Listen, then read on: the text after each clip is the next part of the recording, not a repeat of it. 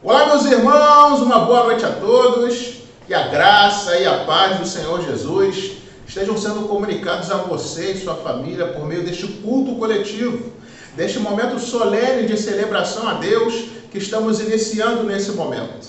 É tempo de adorarmos ao Senhor e buscar a face do único e verdadeiro Deus. A Igreja de Jesus precisa ser luz nesse tempo de incerteza e medo.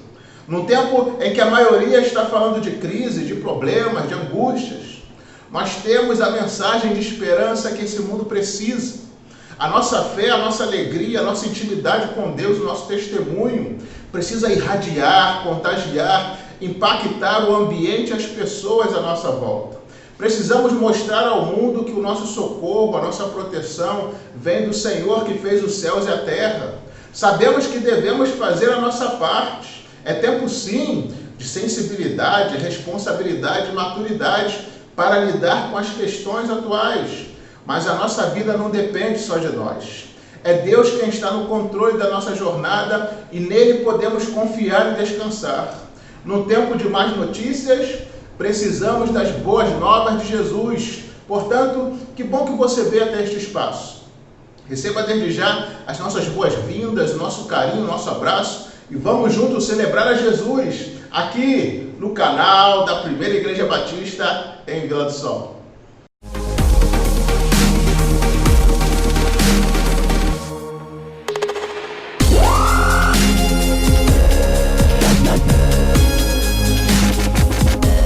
E vamos iniciar este culto com o nosso momento de diálogo com Deus. Vamos apresentar ao Senhor a nossa oração, a nossa causa, também o nosso agradecimento, na certeza de que Deus nos ouve, se importa conosco e tem o melhor para cada um de nós. Nós vamos acompanhar nessa oração a nossa irmã Arlene. Oremos ao Senhor, igreja. Oremos. Senhor nosso Deus, nosso Pai, estou aqui neste momento falando com o Senhor. E neste momento eu quero pedir perdão, Senhor, pelas minhas faltas. E quero agradecer o Senhor também, porque estou aqui falando com o Senhor. Quero agradecer o Senhor pelas misericórdias, pelo amor do Senhor em nossas vidas. Quero agradecer o Senhor por tudo que o Senhor tem feito, por tudo que ainda há de fazer em nome do Senhor Jesus. Eu quero, Deus, entregar no altar do Senhor a nossa primeira igreja batista, que o Senhor esteja contemplando cada família, que o Senhor esteja contemplando os nossos corações e que o Senhor esteja fazendo a tua vontade em nossas vidas. Quero colocar no altar do Senhor as autoridades da nossa cidade. Quero, Deus, colocar, Senhor Deus, no altar do Senhor aqueles que estão, Deus, enfermos nos leitos, aqueles que estão precisando de um socorro, de um milagre do Senhor. Visita, Senhor Deus, e faça a tua vontade e o teu querer. Visita, Senhor Deus, aqueles que estão sem forças para chegar até a tua casa. Que o Senhor esteja fortalecendo cada um, Deus. Que o Senhor esteja fortalecendo a nossa caminhada, a nossa vida espiritual. Que o Senhor esteja nos ajudando, Deus, a estar na vontade e no querer do Senhor. Toma nas tuas santas mãos, Senhor. Também eu peço que o Senhor esteja, Deus, visitando os médicos, Senhor. Aqueles que estão, Deus, ali lutando, Deus. Que ele, Senhor, possa estar fortalecendo eles, Senhor. Ajudando ele, dando forças a eles também, Senhor Deus. E guardando eles, porque eles estão ali, Deus, cuidando, Deus, dos enfermos. E estão ali, Deus, cansados, Senhor. Muitos estão sem força, Senhor, até mesmo para lutar ali, Senhor Deus.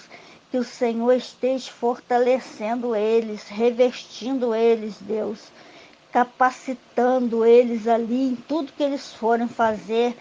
Que o Senhor esteja ali também na direção e no controle de todas as coisas, Senhor. Toma nas tuas santas mãos, Senhor. Peço, Senhor Deus, também que o Senhor aviva, Senhor, o teu povo, as igrejas do Senhor aqui no bairro da Vila do Sol. Que o Senhor traga um avivamento para cada uma delas, Senhor. que o Senhor esteja contemplando, Deus, as igrejas do Senhor neste bairro, Senhor Deus. Toma, Senhor Deus, nas tuas santas mãos. Dê força, Senhor Deus, ao teu povo, Senhor. Que o Senhor esteja, Deus, fortalecendo, Deus, a caminhada do teu povo, Senhor. Toma nas tuas mãos, Senhor. Visita, Senhor Deus. Toma a direção, Senhor Deus. Deus, eu agradeço ao Senhor por tudo, Senhor Deus. Peço que o Senhor esteja contemplando, Deus, aqueles que estão, Deus, desempregados, aqueles que estão, Senhor Deus, sem o seu salário, aqueles que precisam, Deus, colocar, Deus, o alimento em sua mesa, Senhor. Abre portas, Senhor Deus, de emprego, Senhor. Toma, Deus, nas tuas santas, poderosas mãos, Senhor Deus. Muito obrigado, Senhor, por tudo. Eu oro e já agradeço, Senhor, no nome de Jesus. Amém. Amém. Vamos agora ler a palavra de Deus, ler a Bíblia, em textos muito ricos que se encontram lá em Provérbios, capítulo 9, versículo 10, capítulo 16, versículo 18, 15 e 33, também 1 Pedro 5, versículo 6 e Jeremias 9, 23 e 24, onde vai nos dizer assim a palavra de Deus, irmãos: o temor do Senhor é o princípio da sabedoria. A soberba precede a ruína, a humildade precede a honra.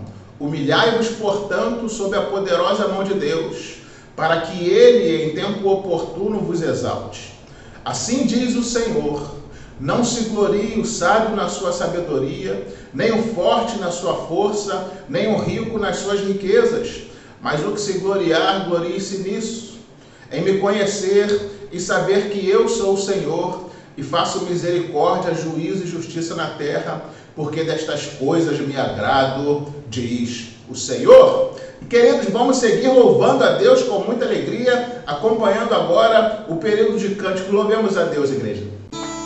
Nosso Deus é digno de toda honra, toda glória e todo louvor, pois Ele é a essência do nosso louvor. Nós devemos dedicar a Ele o nosso melhor. Jesus, essência do louvor. Quando o sol se vai, tudo se desfaz, eu me achego a ti.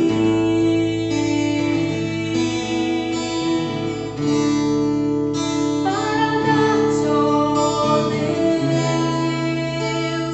algo de valor que alegre a dar-te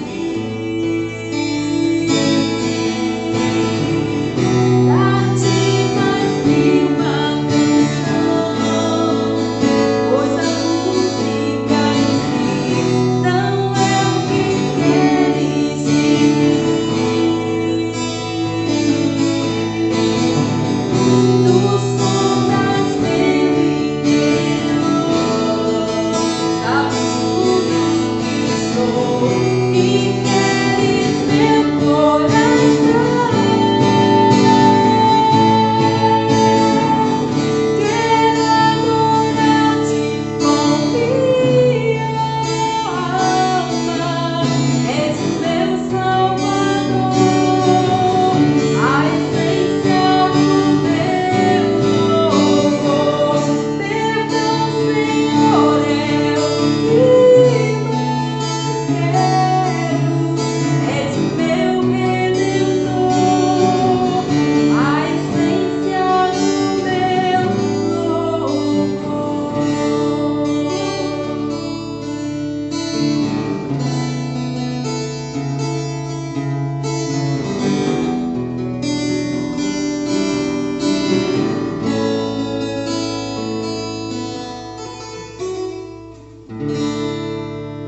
Não sei explicar teu grandioso amor, tu mereces mais.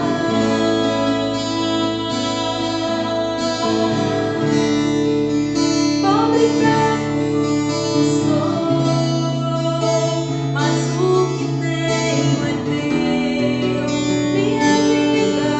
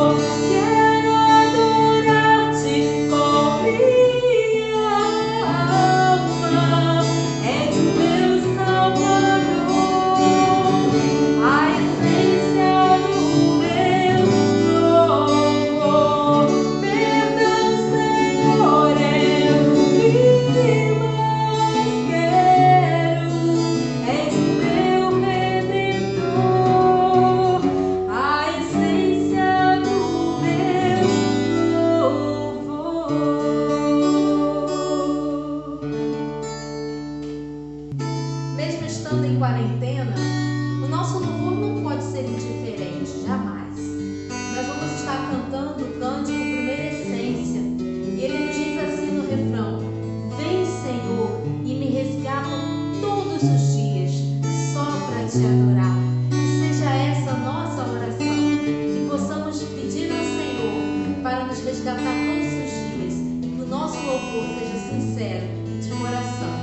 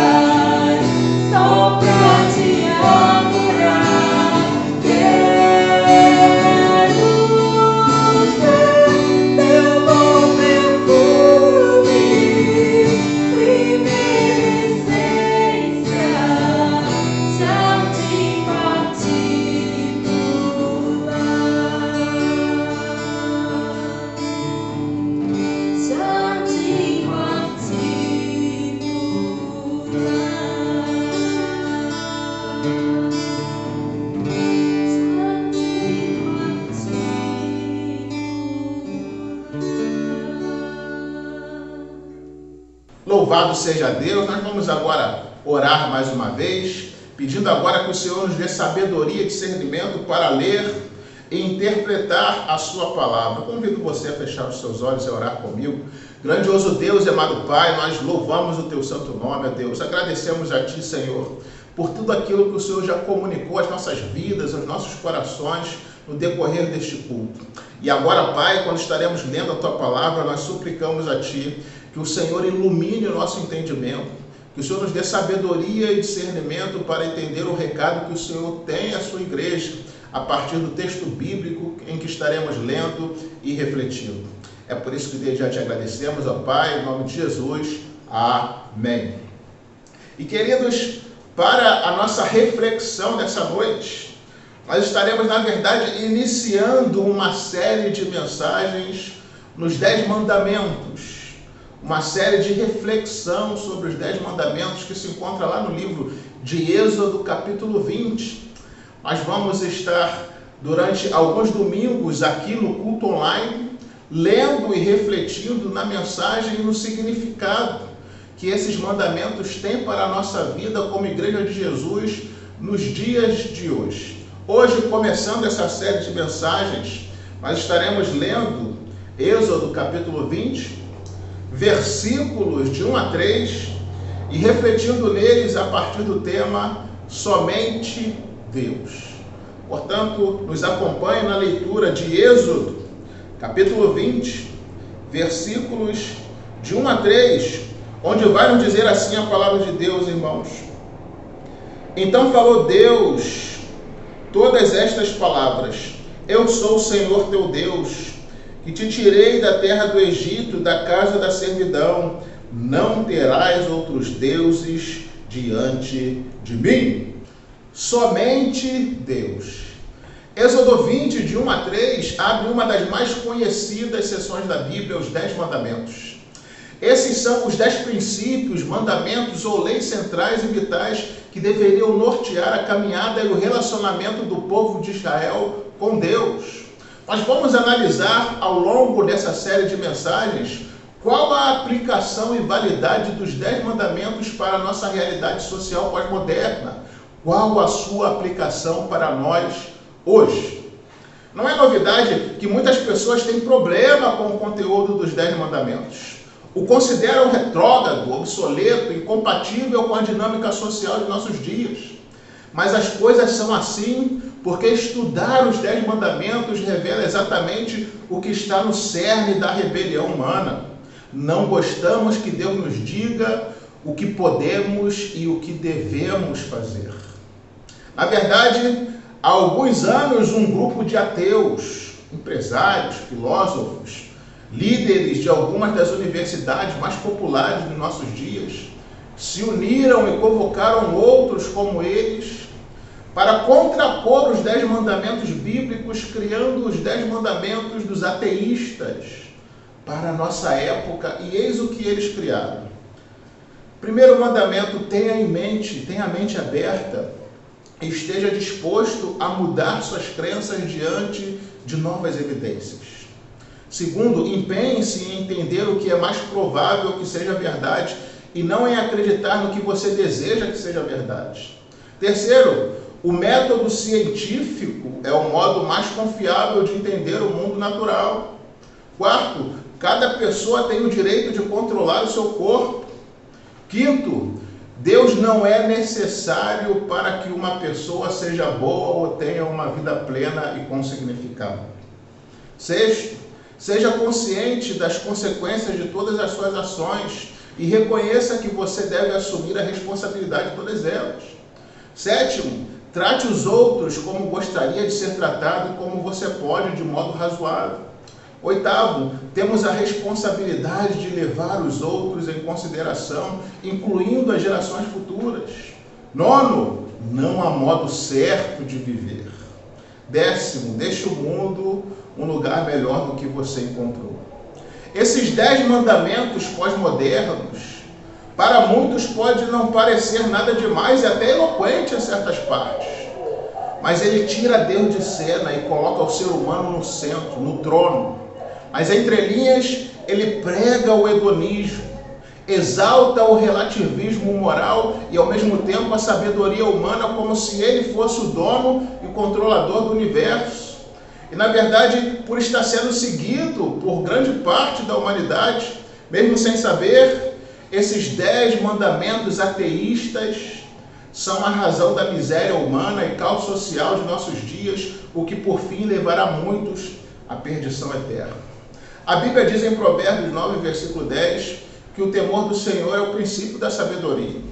O modo de encontrar instrução moral não é dando ouvidos aos nossos impulsos ou aqueles que se auto-intitulam sábios de nossa época, mas ouvindo a Deus, se valendo do mínimo de humildade possível para entender que Deus entende mais da vida do que qualquer humano que exista ou já existiu. Se queremos distinguir o certo do errado, se queremos saber como viver a boa vida, se queremos saber como viver de modo que abençoe nossos familiares, amigos e vizinhos, seremos sábios ao fazer as coisas do modo de Deus. Os 10 mandamentos são claros e definitivos, padrões absolutos de certo e errado, vindo da parte de Deus para nos instruir aqui nessa vida. Porque muitos hoje declaram que não há absolutos, nem certo e errado. Aquilo que degrada a sociedade, destrói a vida, fere o ser humano e lhe faz sofrer, tem sido considerado certo. E as bases morais, éticas, espirituais que nutrem a verdadeira alegria, vida plena, paz e felicidade, tem sido considerado errado. O ser humano que rejeita a Deus, seguindo o seu próprio caminho, os seus próprios mandamentos, está cada vez mais perdido. Precisamos mais do que nunca que Deus seja o nosso norte, que sua palavra seja a nossa bússola, que Jesus seja o nosso porto seguro. Portanto, refletindo no valor das Sagradas Escrituras, nesses 10 mandamentos, abriremos nossos corações para a instrução que vem de Deus. Por isso, queridos, em primeiro lugar, só Deus salva e liberta. A primeira coisa que os 10 mandamentos é isso. O primeiro mandamento está baseado no que o Senhor fez pelos israelitas no Egito. Ele os salvou, Ele os resgatou, Ele os libertou. Ele tem uma reivindicação sobre eles. Quando Deus diz, eu sou o Senhor teu Deus que te tirou da terra do Egito, Ele está lembrando esse povo do cajado, das pragas e do mar vermelho. Há perguntas retóricas que fazem o povo refletir. É como se Deus estivesse dizendo, por que vocês confiariam em qualquer um que se autodenomine Deus? Por que vocês confiariam em si mesmo? Vocês não escaparam do Egito por meio de sua própria engenhosidade ou da grande bondade do faraó. Eu resgatei vocês. Deus está dizendo isso.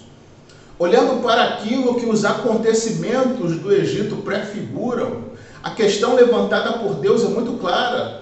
Quem pode ser Deus, além daquele que salva da perdição eterna, além daquele que liberta do pecado, além daquele que pode vencer o mal, e o ser humano não pode, só Deus mesmo pode fazer isso por nós. Além daquele que nos conduz por este mundo, por este deserto, rumo à terra prometida, rumo aos céus. Quem pode ser Deus, além do Deus triuno, Pai, Filho e Espírito Santo?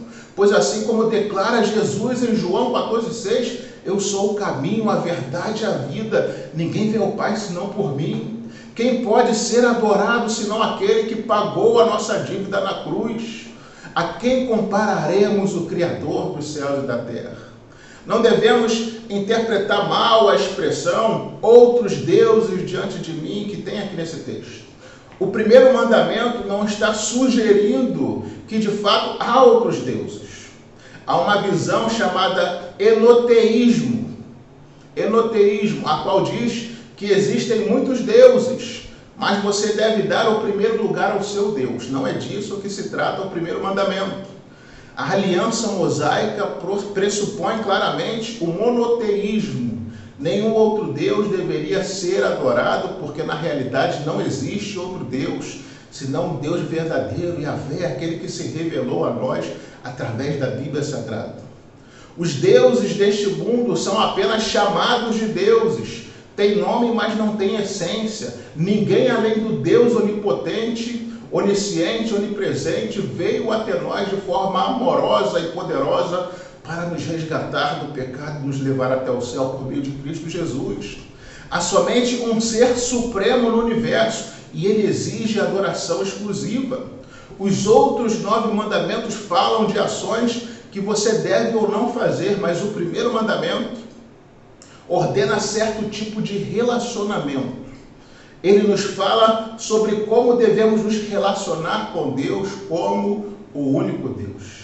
Em segundo lugar, esse primeiro mandamento ele vai nos ensinar a nos afastar de toda idolatria. Isso é algo muito importante, a instrução de Deus para a humanidade, para a sua igreja ainda hoje. Idolatria é adorar a criatura ou a criação no lugar do Criador. É substituir o Deus verdadeiro em nossos corações por algo ou alguém. Existem 8 razões que levaram a idolatria a se firmar no Antigo Testamento entre muitos povos, inclusive entre os israelitas. E por isso nós vamos refletir nessas razões e ver por que Deus proíbe tão claramente a idolatria. Primeiro, a idolatria parecia algo garantido. Se eles fizessem o encantamento certo, funcionaria. Se eles dissessem as palavras certas, Deus apareceria. Quem não gostaria de uma religião com resultados garantidos? Mas tudo isso era uma grande mentira. A idolatria era egoísta. No mundo antigo, os deuses, ainda que fossem poderosos, eles precisavam dos humanos para uma coisa muito importante, comida. Entendia-se que as pessoas precisavam trazer sacrifícios porque os deuses estavam famintos. Elas precisavam dos favores dos deuses e os deuses precisavam das pessoas para comer. Era um relacionamento do tipo, uma mão lava a outra. A idolatria era fácil.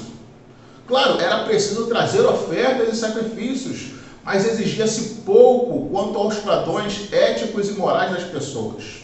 Um cananeu, por exemplo, entendia que não precisava de um código moral elaborado ou de uma busca de santidade pessoal.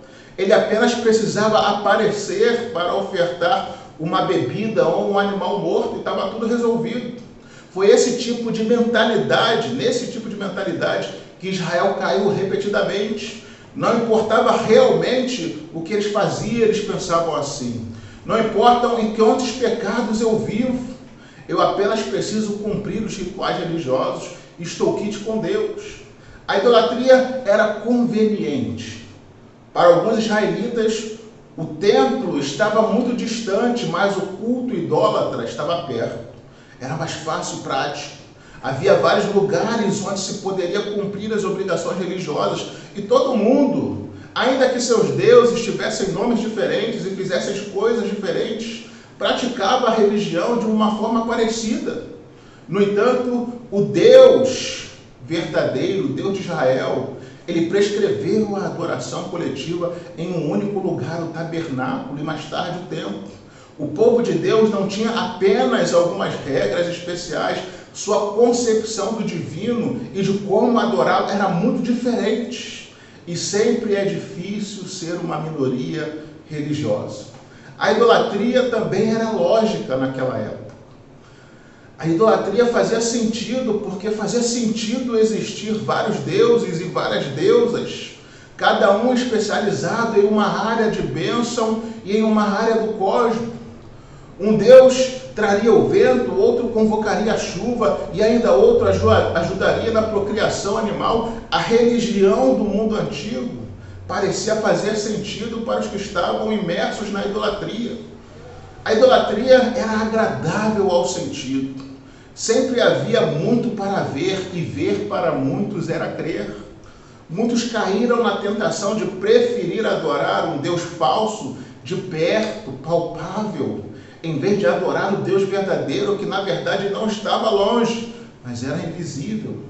A idolatria era autogratificante. Carne era relativamente rara no mundo antigo. A maior parte das pessoas não tinham animais a mais para abater. Por isso, a tendência era que comessem carne apenas a participarem de uma adoração ritual. Eles sacrificavam um animal, apresentavam a uma oferta de libação a determinada divindade, e então banqueteavam-se juntos com sua família ou clã. A idolatria era uma ocasião para comer a melhor comida e beber o melhor vinho. A idolatria também era erótica. Muitos povos antigos pregavam que para obter a bênção dos deuses era preciso que eles acasalassem no céu. Se, por exemplo, Baal e Azerá tivessem relações no céu, produziria colheitas frutíferas em abundância e prole na terra. Mas como as pessoas poderiam fazer com que esse romance divino começasse? A resposta que davam era que eles mesmos teriam que começar a ter relações nesse culto idólatra. Os antigos criam que se tivesse relações íntimas como parte dos rituais religiosos, então os deuses e deusas também fariam isso, os abençoariam. Era um misto de libertinagem e cegueira espiritual. Portanto, queridos, não é difícil perceber por que a idolatria era tão atraente, porque Israel era continuamente tentado a adotar as mesmas práticas. A religião idólatra do mundo era garantida, egoísta, fácil, conveniente, lógica, agradável, autogratificante e erótica. Era um sistema religioso criado pelos homens e para os homens. Quando entendemos a natureza da idolatria antiga, é fácil perceber como o ser humano hoje é tentado pelas mesmas coisas. Como são tão interessados na adoração que entretém, que satisfaz, que é prática. Os ídolos têm aparência diferente, mas são os mesmos ídolos da carnalidade, comodidade e conveniência. Por isso Deus, desde os 10 mandamentos, desde o primeiro mandamento, ele condena a idolatria. Porque isso não agrada a Deus, na verdade ofende a Deus e afasta o ser humano de Deus. Em terceiro e último lugar, voltar-se unicamente para Cristo. Como veremos ao longo da nossa série de mensagens sobre os 10 mandamentos, tanto o primeiro mandamento quanto os demais são transformados pela vinda de Cristo, são revestidos de um novo significado. Podemos pensar nesse primeiro mandamento em relação a Cristo como uma história de 2 montes. Uma história de 2 montes. Deus desceu sobre o Monte Sinai dizendo: adore somente a mim. Esse é o primeiro mandamento. Então, milênios depois, ele desceu sobre o Monte da Transfiguração e disse lá em Mateus 17, versículo 5, este é o meu Filho amado em quem me comprazo, a ele ouvi. É surpreendente que o Deus que disse adorem-me e ouçam a minha lei, agora nos diga para ouvir o seu Filho. Após a encarnação de Jesus, o primeiro mandamento significa dedicar a Cristo a adoração que ele merece, pois ele é o único mediador entre Deus e os homens, como diz 1 Timóteo 2,5. Ele é o resplendor da glória de Deus e a exata expressão da sua natureza, como diz Hebreus 1, versículo 3. Ele é aquele diante de quem todos se curvarão em adoração, conforme diz Filipenses 2, versículos 10 e 11. Como o próprio Jesus diz em João 14,7, se vocês realmente me conhecessem, conheceriam também o meu Pai. Já agora vocês o conhecem e o têm visto. A implicação de tudo isso é que se você não conhece a Deus em Cristo, então você não conhece a Deus de fato.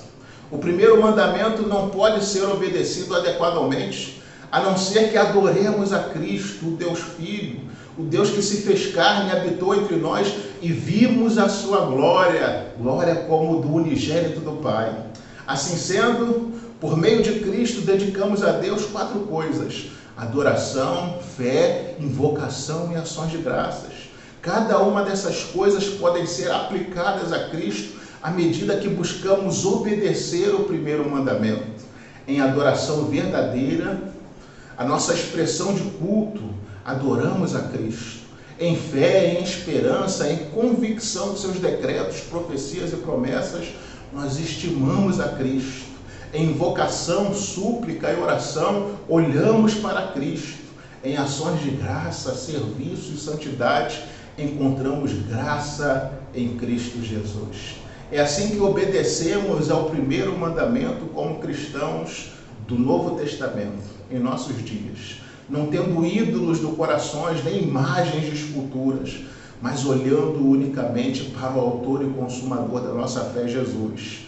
Porque ele é a exata expressão de Deus. Ele deve ser o foco da nossa vida cristã e da nossa caminhada nessa terra. Que com essa verdade, Deus abençoe você, Deus abençoe sua família, Deus abençoe sua semana. Amém.